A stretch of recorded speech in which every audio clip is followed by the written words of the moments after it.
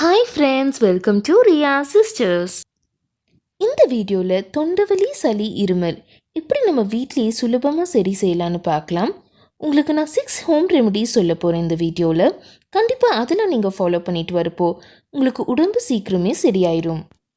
First home remedy, கல்லுப்பு எடுத்துக்குங்க. கல்லுப்பை நல்லா ஒரு வெதுவெதுப்பான தண்ணியில் போட்டு நல்லா மிக்ஸ் பண்ணிக்கணும்.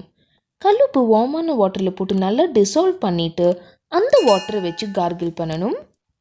அப்படி நீங்கள் தொண்டையில் படுற மாதிரி நல்லா இந்த சுடு தண்ணி உப்பை வச்சு வாய் கொப்பளிச்சிட்டு வரப்போ சீக்கிரமே உங்கள் தொண்டவலி குணமாயிடும்.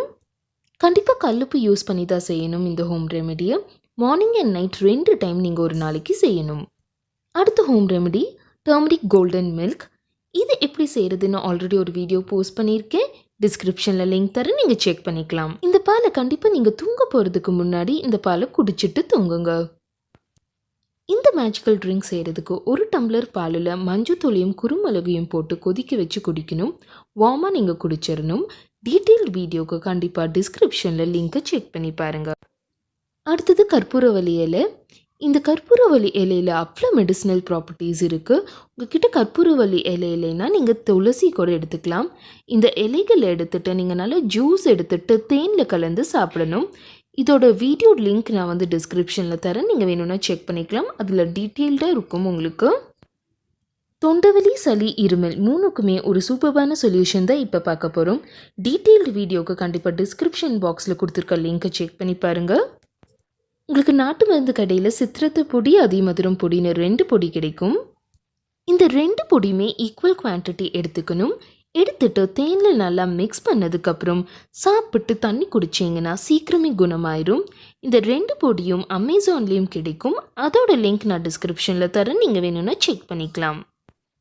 இதோட டீட்டெயில்டு வீடியோவுக்கு கண்டிப்பாக டிஸ்கிரிப்ஷனில் கொடுத்துருக்க லிங்க்கை செக் பண்ணி பாருங்கள், உங்களுக்கு கிளியராக புரியும். அடுத்தது ஆவி பிடிக்கிறது.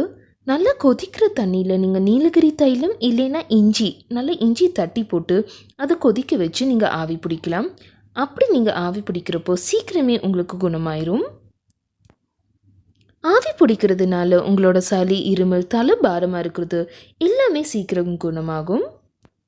உங்களுக்கு இந்த மாதிரி உடம்பு சரியாமல் இருக்கிறப்போ அவசியமாக சுடு தண்ணி குடிங்க. வார்ம் வாட்டர் குடிச்சிங்கன்னா தான் உங்களுக்கு சீக்கிரமே சரியாகும். அது மட்டும் இல்லை, உங்கள் உடம்பு ஹைட்ரேட்டடாக நீங்கள் வச்சுக்கணும். நிறைய தண்ணி குடிங்க. இந்த டிப்ஸ் எல்லாம் ஃபாலோ பண்ணிங்கன்னா உங்களுக்கு சீக்கிரமே குணமாயிரும். இந்த வீடியோ உங்கள் எல்லாத்துக்குமே யூஸ்ஃபுல்லாக இருக்கும்னு நம்புகிறேன்.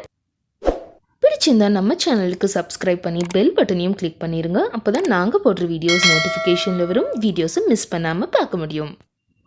உங்களோட ஃபீட்பேக் எனக்கு கமெண்ட்ஸில் சொல்லுங்கள். இந்த வீடியோ பிடிச்சிருந்தா லைக் பண்ணுங்கள், உங்கள் ஃப்ரெண்ட்ஸ் அண்ட் ஃபேமிலி கூட ஷேர் பண்ணுங்கள். அடுத்த யூஸ்ஃபுல் அண்ட் இன்ட்ரெஸ்டிங் வீடியோவில் மீட் பண்ணலாம்.